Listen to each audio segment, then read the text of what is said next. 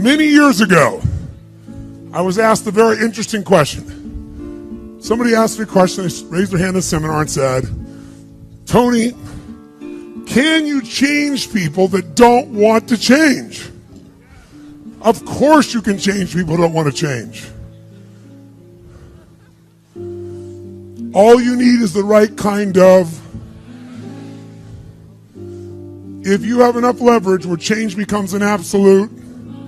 Now for some people, leverage is not even the threat of their own life. Some people rather die than have you tell them what to do. And so that's not the leverage. The leverage for them might be something for their children. Leverage for them might be spiritual growth. All of us have a leverage point. If you find the leverage, not the leverage you make someone do it, the leverage that will make them make themselves do it. We all have some place that'll get us to follow through. Now, if you get enough leverage and if you interrupt the pattern enough, how many of you ever had a pattern when you were a kid and you had like some obnoxious uncle or something and you were trying to be upset and they'd come like rub your damn head or some dish, make you crazy, and you couldn't stay upset because they kept doing this to you? How many had this happen? Say aye. If you have enough leverage and you break someone's pattern enough times, a new pattern will show up. If you're conscious, you can create the new pattern. So the answer is yes. Now then the question would be, Tony, if all it takes is leverage, then why don't most people change? And I had a lot of answers for that, but that night, I'm a night person. That night, I'm wired up after a seminar. It's like 2 o'clock in the morning, it was December. And so I flip on the television in the back for some white noise, looking for CNN, and I come across the old Christmas classic, this Christmas Carol, right? A Dickens classic. And I see it in black and white, and I start watching the movie, and I'm remembering it from being a kid. And as I'm watching this thing, I see this man named Scrooge who clearly doesn't want to change. In fact, he's certain he doesn't need to change because what's happened is his life went through a lot of pain. And when he got pain, he looked for the source of that pain, and he said it was being close to people. So we decided is people equals pain. Remember the red squares we talked about?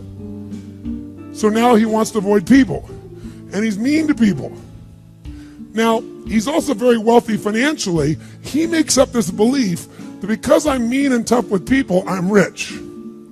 The truth is, he's financially rich. If you watch the movie, you read the story, when everybody else is gone, who's still working? He is. He's hardworking, he's thrifty, he's smart, he's intelligent, but he thinks he's rich because he's mean. So he doesn't want to lose being rich. He doesn't want to lose not being hurt. So he has a belief. Be mean to people and everything works out, even though he's miserable. Can we have beliefs that make no sense and yet still believe them? Yes or no? Sure, we just get wired. So I'm watching this guy. Now, the only way people change is if they associate either enough what? Pain, so they have to change, or they associate changing will equal enough what? And ideally, if you get both, you'll change. If you get, every moment I do this, the pain's getting more and more intense, there's a point where you must change. And if I change, I get all this pleasure, you're going to want to change. How many follow? But what equals pain and what equals pleasure is what you associate in your nervous system. So what happens is, the only way you create change is changing what you link pain and what you link pleasure to in your nervous system, not just in your head, in your gut. That's what controls you. Lots of times in your head, you know what you should do, but your gut takes over. Your fear, or your greed, or your desire, or your comfort, or whatever. Who knows what I'm talking about here? Say aye. But watch this. How many of you used to have a favorite dessert, or a food, or a form of alcohol that you really, really, really loved? And then one night you had an experience like never before, where something happened, where this food or this drink or this alcohol that you love so much, it went down, but it kept coming back up at a level of intensity and with enough aroma and pain and association that to this day, it takes no willpower. Just to think of that alcohol or think of the smell of that food or look at it makes you appalled, makes you repelled. Who's had an experience like this in your life? Say I. Tell me what that change was. Was that a change in willpower? No. All that happened is your brain changed what it used to link pleasure to, it now linked pain to. When you link enough pain, it takes no willpower, you're going to avoid it.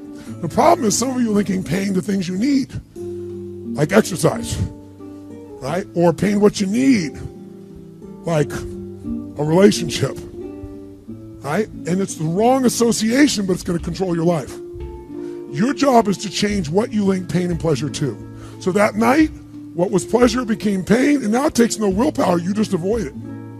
So we call that changing what you associate to things in your nervous system, or for short, a neuroassociative change. In other words, changing in your nervous system, what you associate pain and pleasure to. So, by the way, in this Christmas Carol story, does this man Scrooge change his life? Yes or no? He didn't want to change. Does he change his life a little or completely? And by the way, how fast?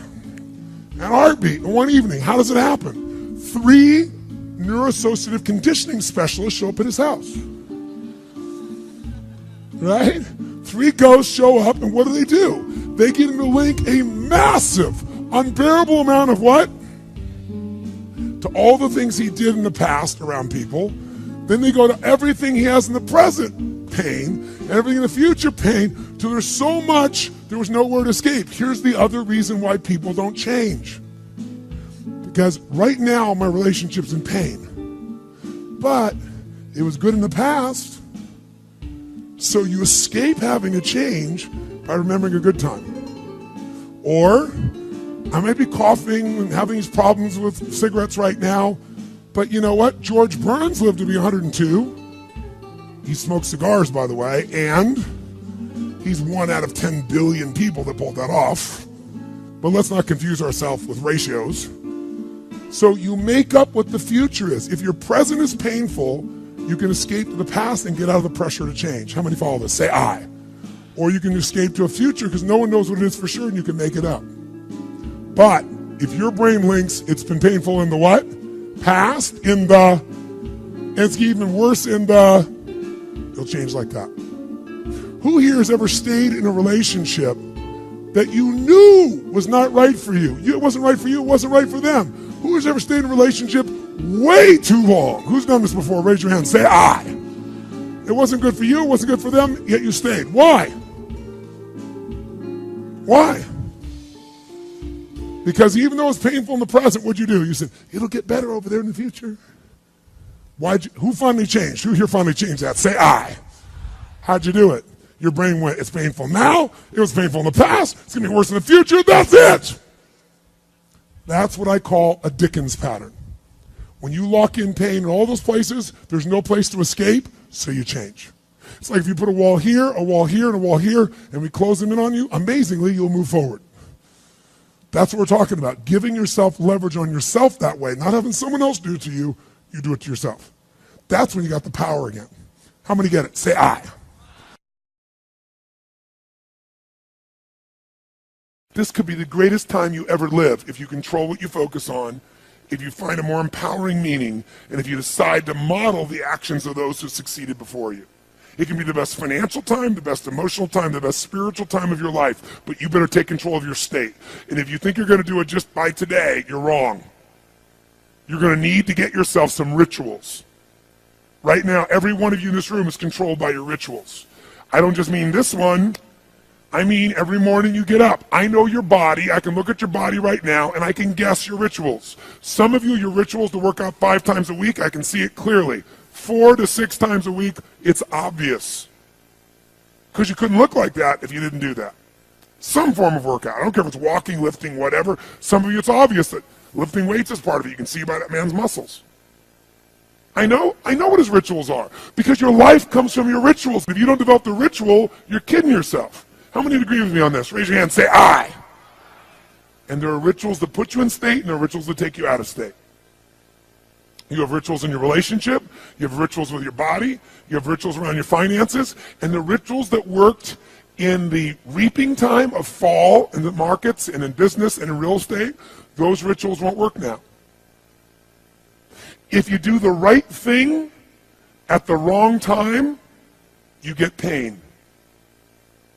I'll say that again. If you do the right, you go, but Tony, I'm doing the right thing, but I'm not being rewarded. If you do the right thing at the wrong time, you don't get rewarded, you get pain.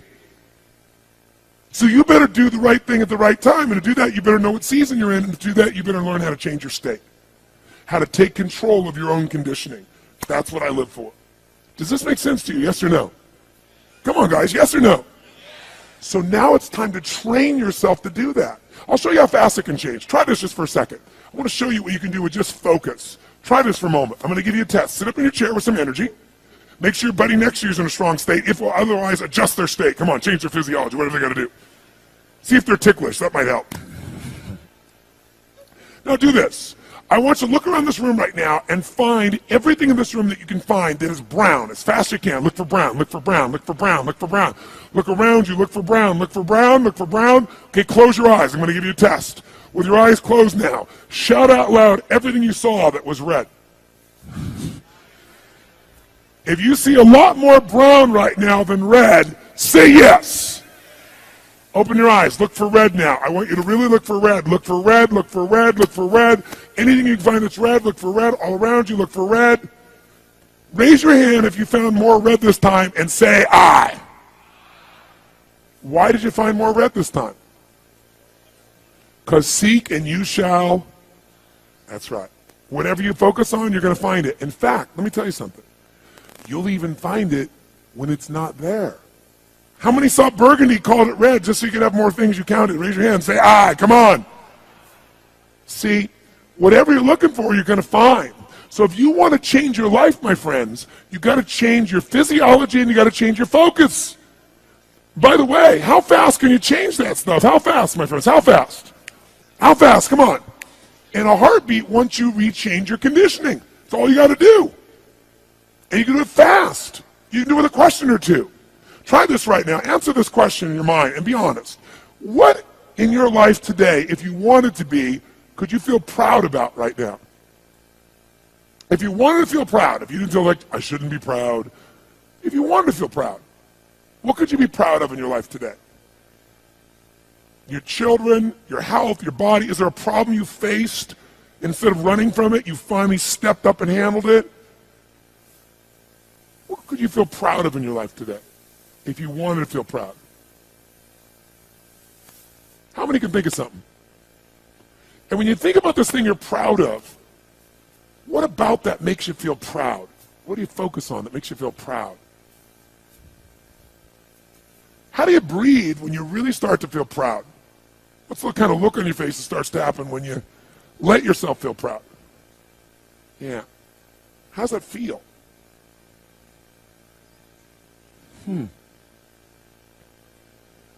Think of another area of your life. Think of an area of your life that you're grateful for. Or if you go, I'm not grateful. If you wanted to be grateful, what's an area you could feel grateful for? What could you feel grateful for if you really wanted to feel grateful?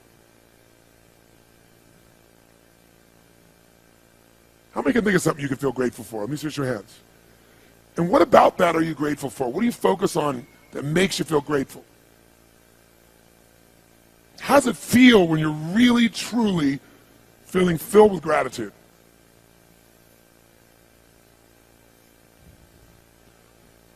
Here's one.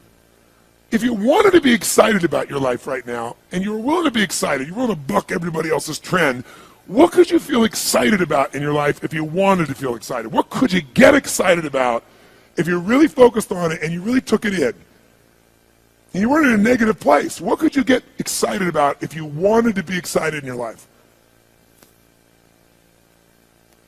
What could you get excited about?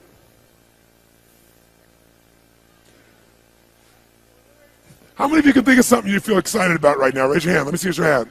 Say I. When you're really excited about it, what about that excites you? Or when you're really excited, how do you feel? How do you speak? What's your life like?